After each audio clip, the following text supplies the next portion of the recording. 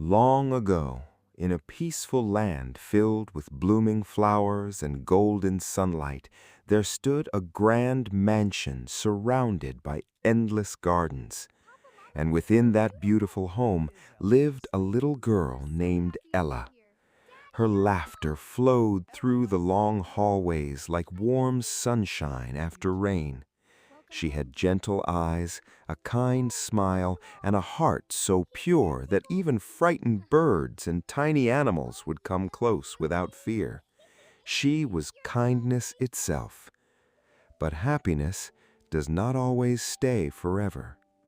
One cold and rainy night, thunder echoed across the dark sky.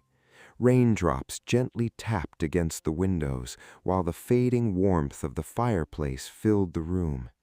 Beside a bed, little Ella sat quietly, holding her mother's fragile hand. Her mother was weak, yet her eyes were still filled with endless love. She softly held Ella's tiny fingers. "Ella," she whispered gently, "no matter what happens, always be courageous and kind. True beauty lives within the heart." Tears filled Ella's eyes. "I promise, Mother." Her mother smiled softly, brushing Ella's hair one final time. And then silence filled the room. That night, Ella's world shattered into pieces.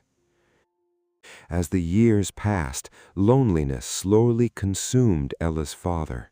Unable to bear the emptiness, he remarried a lady named Lady Tremaine. She arrived at the mansion with her two daughters, Drizella and Anastasia. Outside, they smiled sweetly, but behind their smiles, cold jealousy hid within their eyes. "What a beautiful home," Anastasia said with delight. "And such a lovely little girl," Drizella added with a false smile. But deep inside, they already hated Ella, because Ella possessed something they never could: gentleness, grace, and natural beauty. One afternoon, Ella sat in the garden feeding birds from her hands. Tiny sparrows rested peacefully beside her, while butterflies danced around the flowers. From a distance, Lady Tremaine watched silently. There was no warmth in her eyes, only coldness. "Why is she the one everyone notices?" Drizella whispered bitterly. Jealousy slowly began growing inside their hearts. For a short time, the mansion remained peaceful, but during one harsh winter, tragedy struck once more. Ella's father suddenly fell ill and passed away. Under a gray sky filled with falling snow, Ella stood alone before his grave, holding a single white rose. "Father," she cried softly, and in that moment she became truly alone. Lady Tremaine shed no tears, not even one. The very next morning, everything changed. Lady Tremaine stood at the top of the staircase, her voice colder than winter itself. "From now on, you will no longer eat with us." Ella looked up in shock. "What?" "If you wish to remain in this house, then you will work." Drizella laughed cruelly. Anastasia mocked her openly. Ella's beautiful bedroom was taken away, and she was sent to a tiny attic room blackened with smoke and ashes. From that day forward, her life became endless work. Before sunrise, she scrubbed the floors. She washed clothes with freezing hands, cooked meals, carried heavy firewood, cleaned endless piles of dishes. Ash and soot covered her face day after day. One afternoon, Anastasia pointed and laughed. "Look at her, covered in ashes." "Cinderella," Drizella mocked loudly. "That name suits you perfectly." The cruel laughter echoed through the house.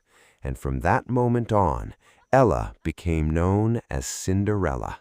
Yet in loneliness, Cinderella was not completely alone. Tiny mice became her closest friends, clever little Jack and sweet Gus, who loved food more than anything else. Every night after finishing her work, Cinderella would sit quietly beside the attic window. Birds rested near her. Moonlight shined softly across her tired face. "Don't cry, Cinderella," Jack would squeak gently. Gus nodded softly. "We're here." Cinderella smiled through tears. "At least you're free." Then one bright morning, trumpets echoed across the kingdom. A royal announcement filled the streets. "The prince shall host a grand royal ball. Every young maiden in the kingdom is invited." Anastasia screamed with excitement.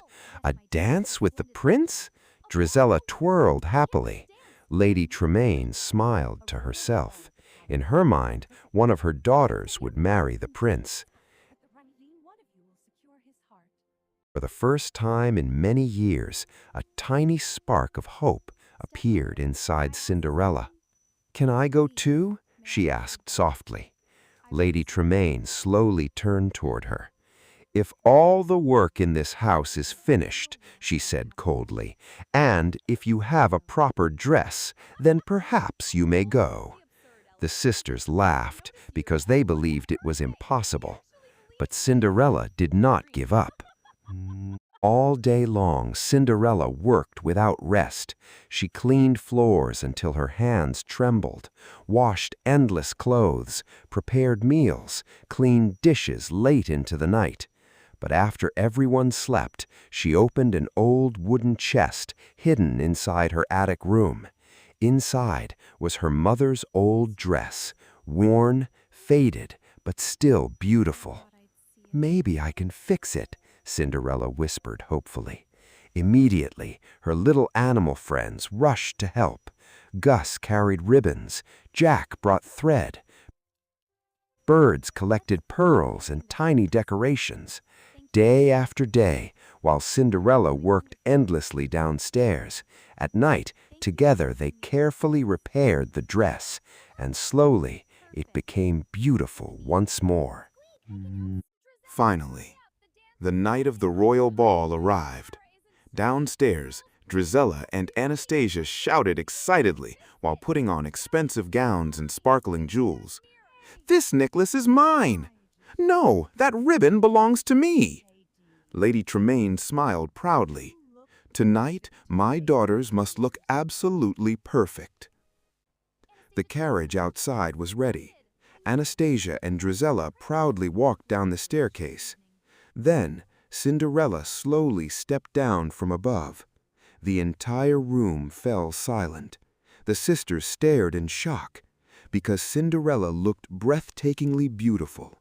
And the moment Lady Tremaine saw her, jealousy burned fiercely inside her eyes. Suddenly, "That necklace is mine!" Drizella shouted. "That ribbon belongs to me!" Anastasia screamed. They grabbed Cinderella's dress violently. Ripping sounds echoed through the room. Pearls scattered across the floor. "Please, stop!" Cinderella begged tearfully. But they destroyed the gown completely. Then the three women left, laughing cruelly, as the carriage disappeared into the darkness. Alone in the garden, Cinderella collapsed in tears. "All I wanted was one happy evening, just one." Then suddenly, a soft, gentle voice spoke behind her. "Dry your tears, child." Cinderella turned in surprise. An elderly woman stood there, holding a glowing wand. "Who are you?" Cinderella whispered. The woman smiled kindly.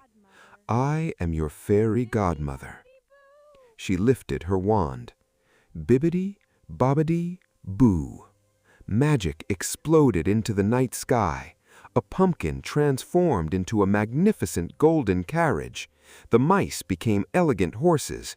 Even the family dog transformed into a royal coachman. Then the fairy godmother turned toward Cinderella. A shimmering light surrounded her. Her torn clothes vanished. In their place appeared a dazzling silver gown, glowing like moonlight itself. Glass slippers sparkled upon her feet. Cinderella looked at herself in amazement. I look beautiful." The fairy godmother smiled warmly. "You were always beautiful." Then her expression softened. "But remember, the magic will end at midnight." And with that, she vanished into the night. The royal palace glittered with golden light. Crystal chandeliers sparkled like stars above the ballroom. Music echoed beautifully through the air. And then, at the top of the grand staircase, Cinderella appeared. The entire ballroom turned silent, every eye fixed upon her. Even Lady Tremaine stared in shock. Anastasia and Drizella burned with jealousy, yet none of them recognized her. The prince himself stood motionless, completely captivated. Slowly, he walked towards her, his eyes never leaving hers. Then, gently, he bowed. "Will you honor me with this dance?" Cinderella blushed softly. "Yes." Together, they danced across the shining ballroom floor. They laughed, spoke softly, and for the first time in many years, Cinderella felt truly happy. And the prince smiled more sincerely than he had in a long time. But suddenly, the clock began to strike. Dong! Cinderella froze. Midnight! Fear filled her eyes. She turned and ran. "Wait!" the prince called desperately. But Cinderella rushed down the palace stairs, and as she fled, one glass slipper slipped from her foot. She had no time to retrieve it. The prince slowly picked it up, holding it carefully in his hands. "I will find her," he whispered, "no matter what." The next day, the entire kingdom searched for the mysterious young woman. Every maiden tried on the glass slipper, but none could fit it. Finally, the royal guards arrived at Lady Tremaine's house. Anastasia forced her foot into the slipper. Drizella tried desperately, but neither succeeded. Then, a gentle voice spoke from the corner. "May I try?" Everyone turned. Cinderella stepped forward. She carefully placed her foot into the glass slipper. It fit perfectly. The prince's face lit with joy. "It was you!" Then Cinderella revealed the second glass slipper from her pocket. The room fell completely silent. A few days later, the kingdom celebrated a magnificent royal wedding. Cinderella and the prince were married beneath shining lights and endless flowers. But even after becoming a princess, Cinderella never changed. She remained kind to servants, gentle to animals, and even forgave those who had once hurt her. Because she understood something truly important. True beauty does not come from magic, or gowns, or glass slippers. True beauty lives within a heart that never loses kindness, even after suffering. And at last, after years of sorrow, Cinderella finally found happiness, and together they lived happily ever